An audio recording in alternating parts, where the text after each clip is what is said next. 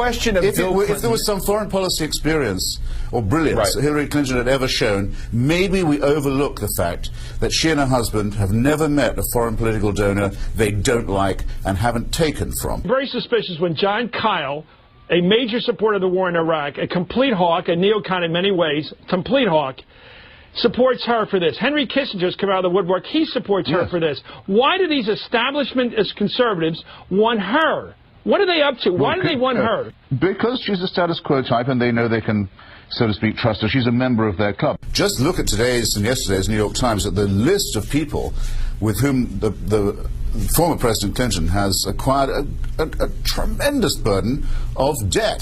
These are people who pay him all the time, from odd parts of the Middle East to strange donors all over the place. My colleague at Vanity Fair, Todd Purdom, anyone can Google this, just put in Purdom Clinton.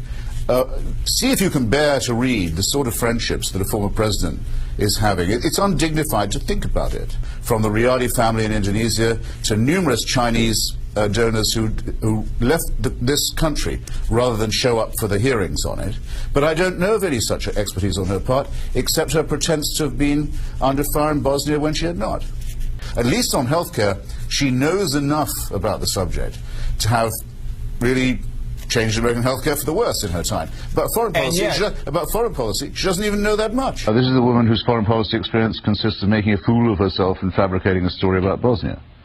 This is the woman who, with her husband, have so many connections, fundraising connections overseas, Indonesia, China. That's what the Secretary of State is for. And what you want as president is to know your Secretary of State spends all her time working to make sure that your policies stick. With this woman, that can't be said. She's always thinking first about herself, second about her husband. What about her I husband? trust Barack Obama. He's playing more than yours. Christopher, last question here. That's never changed. That's never changed, and it's never going to. So he won't have. That's your opinion, nor will anyone. Well, guess what? Guess who's saying it? That's a very clever thing to say. Shall I ask? Would you prefer I uttered your opinion? What a fatuous remark.